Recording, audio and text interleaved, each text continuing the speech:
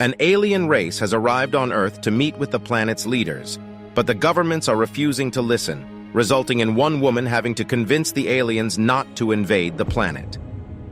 In 1928, a man is camping in the Karakoram Mountains when he notices a bright light outside his tent. He steps out to investigate and finds a big glowing sphere. The sphere glows really bright, and the man passes out. When he wakes up, he finds a strange mark on the back of his hand, and the sphere is gone. In the present day, Dr. Helen Benson is teaching astrobiology to her class at Princeton. After her class, she arrives home to look after her stepson, Jacob. She notices that Jacob has found and kept an old razor that belonged to his late father, who was a soldier in the army. Next, Helen gets a call from someone who tells her that she will be picked up soon. She doesn't understand, but then her doorbell rings, and she opens the door to find a complete police escort waiting for her. She asks them what this is about, and they say that they will explain it on the way. Helen leaves Jacob with her neighbor and gets in the car. Next, Helen boards a military helicopter alongside a bunch of other scientists, and they all theorize why the government is suddenly demanding their presence at such short notice. They all arrive at a military base in New Jersey, where Helen runs into an old colleague of hers named Michael. Michael explains that he is the one who requested her presence. Helen asks what is happening, and Michael says that everything will be explained in the conference room. In the conference room, all the scientists are informed that a large object has been spotted in space heading straight toward Earth. What's curious is that the object is not in gravitational freefall, but it is correcting course as it arrives. The object is set to collide with Earth, and the impact point is Manhattan. The military is going to try and fire missiles at the object to stop it in its path, but it is arriving at such a high speed that the chances of success are slim. One woman asks why Manhattan isn't being evacuated, and Michael replies that there just isn't enough time. The object will collide with Manhattan in an hour. Right now, all they can do is plan for the aftermath, and that's what all the scientists are here for. Since Jacob is in Manhattan, a distraught and emotional Helen calls him one last time to speak to him, because she knows what is about to happen. Jacob, who doesn't really feel any attachment to Helen because she is his stepmother, cuts the call short. Next, the scientists all get in the military helicopter again and brace for impact. However, the impact doesn't happen. It is revealed that the object has slowed down in its approach. Helen looks out of the window and sees that object entering Manhattan. It is a giant sphere of light. The sphere settles down in Central Park, and the scientists arrive to inspect it. Just then, a heavy contingent of the military and police arrives on scene and desperately radios for orders. The lights in the sphere focus at one point, and a being comes out of it. The being steps toward Helen, and panic ensues in the military ranks as they desperately try to figure out what's the best course of action. Amidst the confusion, someone accidentally shoots the being. Another gigantic being made out of metal emerges from the sphere and makes a piercing sound that knocks everyone out. It also disables all the electronically operated equipment. It performs some kind of gesture towards the first being and then goes into a still state. Next, Helen, Michael, and the other scientists bring the first alien being into an impromptu hospital room, and Helen says they need a surgeon to come in and stitch up the bullet wound. As the surgeon operates on the alien, he says that the outer layer of the alien's flesh is made of unknown substances, but inside, the being is exactly like humans. Then, the outer layer of flesh starts coming apart. Helen asks Michael to give her a sample of that. After all the outer flesh comes apart, a completely human body emerges. Next, the being awakens and panics, and Helen calms him down by telling him that he is not in any danger. The Secretary of Defense, Regina Jackson, holds a meeting where she informs her team that their military satellite has been compromised, which means that the aliens know everything there is to know about humans.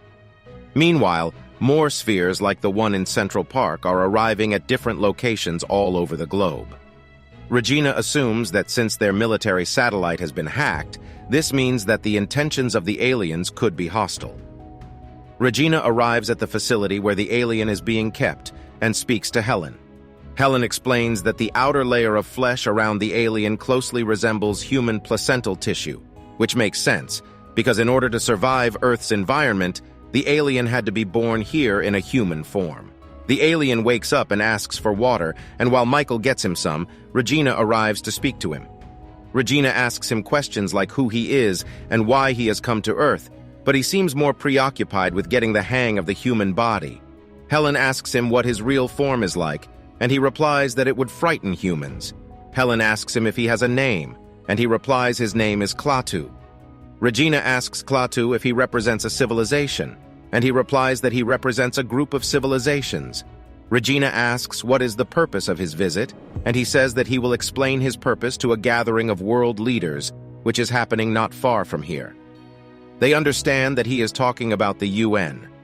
Regina says that she cannot allow him to go to the UN and asks once again what is his purpose in visiting their planet. Klaatu simply answers that this is not their planet. Next, Regina says that they are going to drug and interrogate Klaatu. Michael objects to this, but surprisingly, Helen offers to conduct the procedure. It is revealed that the only reason Helen offered to do the procedure is to tamper with it. She replaces the government's interrogation drug with saline. Regina tells Klaatu that they are going to transport him to a different facility. Klaatu argues that he has done nothing wrong. Regina says that he invaded their airspace, and the giant robot that came out of the sphere hurt military personnel. Klaatu says that the robot acted in his defense. It activates only in the presence of violence. Next, Klaatu is brought to a room for a lie detector test. The interrogator asks him if he is aware of an impending invasion on planet Earth, and Klaatu refuses to answer the question. He looks at the polygraph device, and it starts malfunctioning.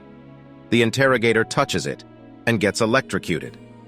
Klaatu uses the electrical connection of the polygraph device to hack all the CCTV cameras at the facility and sound the same piercing noise from before, knocking out all the security personnel. He takes the interrogator's suit and leaves the facility. Amidst the chaos, Helen grabs the sample of flesh she took earlier and leaves as well. Next, Klaatu arrives at a train station, and he notices that his bullet wound is bleeding. Helen is at home with Jacob, and she receives a call from the train station saying that her patient is there. Helen and Jacob arrive at the station and find Klaatu there. He leaves with them in their car. Helen confirms from Klaatu whether he has come as a friend to humans, and he replies that he is a friend to Earth. He asks Helen for the sample of his flesh that she took and rubs it on his wound, which heals instantly. Helen asks him what the next move is, and he tells her to keep driving. Meanwhile, the military attempts to attack the giant robot with drones, but the robot easily destroys them. In the car, Jacob says that they should fight and kill the aliens, because that's what his father would have done. Helen tries to reason with him, but he doesn't listen. Klaatu asks Helen about her personal life, and she explains that she married Jacob's dad a year ago, and he recently died in a war, leaving the two of them by themselves. Jacob's birth mother died when he was just a baby. Klaatu understands that Jacob wishes his soldier father was here to save the world from the aliens. Next, a really old man arrives to meet Klaatu, and it is revealed that he is another member of the alien race, who was sent to live among humans many years ago in order to study them. Klaatu asks the old man for his report, and the old man says that the human race is destructive and cannot be reasoned with. Klaatu says that he will begin the process, and the two of them will leave as soon as possible. The old man says that he is staying. Klaatu reminds him that if he stays, he will die. The old man says he understands. Klaatu asks why is he willing to die among humans after he just described them as destructive and unreasonable. The old man says that it is hard to explain, but there is still another side to human beings that he has fallen in love with. And while he always thought that human life was miserable, as he is getting old, he is glad to have lived it. Meanwhile, the military places huge containment walls around the giant robot. Next, Klaatu has Helen drive him to a forest in the middle of nowhere. He goes deep into the forest and finds another one of the spheres, which emerges out of a puddle. He touches the sphere, and it activates. Helen secretly watches all this. As the sphere activates, so do all the other ones all over the world, and animal species start getting drawn to them. Videos of the spheres start emerging on the internet, and in one of the videos, Regina notices that there are octopuses and squids floating in a sphere. Next, the spheres around the world start leaving, except for the one in Central Park.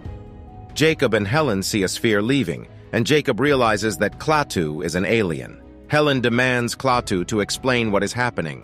Klaatu says that the Earth is dying and the human race is killing it. Helen asks if Klaatu is here to save them then, but Klaatu replies that he is here to save the Earth, and Helen realizes that he is here to save the Earth from humans. Klaatu says that there are very few planets in the cosmos that can support complex life, and this one cannot be allowed to perish for the sake of one species. He says that other civilizations in the cosmos have been watching and waiting for humans to change their ways, but it didn't happen, and now they are intervening. Just then, a policeman arrives and tries to arrest Klaatu, but Klaatu rams the car into him. Jacob is upset that Klaatu has killed the policeman, but then Klaatu uses his powers to heal him and bring him back to life. Helen says she knows that Klaatu can stop this if he wants to. Klaatu replies that he tried reasoning with their leaders, but they wouldn't listen. Helen says that those people aren't the true leaders of humanity. She adds that she'll take him to a leader of humanity. Meanwhile, Regina realizes that all the spheres were an ark, collecting species to save them from the flood which will eventually follow. Helen brings Klaatu to the house of a Nobel Prize-winning biologist and philosopher, Carl, in order to have him speak with someone who actually represents the best of humanity.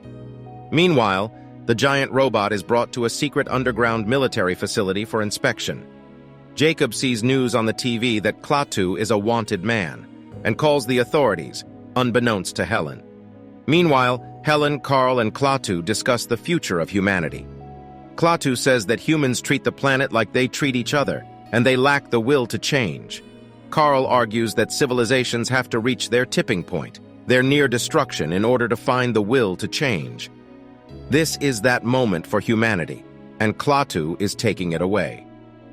Before Klaatu can answer, military helicopters arrive, and they have to leave. Carl tells Helen to change Klaatu's mind, not with reason, but with her humanity. Klaatu, Jacob, and Helen try to run, but Helen gets caught by one of the helicopters, and then Klaatu destroys the other two. Jacob tries to run from Klaatu, but Klaatu isn't going after him in the first place. Jacob almost falls, and Klaatu saves him. They continue their journey together. Meanwhile, at the military facility, workers are setting up a diamond drill to investigate the robot, when it is revealed that there are millions of tiny microscopic insects multiplying inside the drill bit. Regina speaks to Helen, and Helen tells her that she is the only one who can change Klaatu's mind. Regina doesn't believe her. At the facility, the worker notices that the drill bit is deteriorating quickly and tries to get out, but then his suit starts deteriorating as well. He starts bleeding, collapses, and dies. They notice that the restraints of the robot are being eaten up by the microscopic insects as well and flash the entire chamber. However, the flash does nothing. The entire robot disintegrates into billions of microscopic insects, and they destroy the entire facility and head outside. Military vehicles fire at the mass of insects, but it has no effect. The more they fire, the bigger the mass gets. The mass of insects starts spreading everywhere, destroying everything in its path. Regina arrives to meet Helen. She tells Helen that this is off the record, but she's letting Helen go so that she can change Klaatu's mind. Michael goes with Helen. Jacob and Klaatu get in contact with Helen, and Jacob says he knows where they can all meet. Next, Jacob and Klaatu arrive at the graveyard where Jacob's dad is buried, and Jacob asks Klaatu to revive him, just like he did with the policeman earlier. Klaatu apologizes and says that there are some things that he cannot do. Jacob is heartbroken. Helen arrives, and she and Jacob bond over their shared sense of loss, and Klaatu is moved by this. He says that there is another side to human beings, and he can feel it now. Helen begs him to give humans another chance. He says that it will come at the price of their way of life. Next, Michael, Helen, Jacob, and Klaatu arrive at Central Park, where unbeknownst to them, the military has set up one final attempt to destroy the sphere. The bombs explode, tilting their car over and killing Michael. Klaatu, Helen, and Jacob get out of the car and see that the mass of insects has reached them. They hide under a bridge, but it's too late. The insects are already inside both Jacob and Helen. Helen asks Klaatu to just save Jacob, but he is inspired by her self-sacrifice and helps both of them. Next, Klaatu walks toward the sphere through the swarm and touches it. As he does, the swarm of insects dies and they start falling all around. He disappears into the swarm. Electricity around the world shuts off, and all technological inventions such as cars, trains, and even watches come to a halt. Klaatu's warning came true. The human survival has come at the cost of their current way of life. Helen and Jacob watch as the last sphere leaves Earth. The end. Thank you for watching. Be sure to like our channel and subscribe if you enjoy content like this. Also, let us know what movie you would love us to recap for you.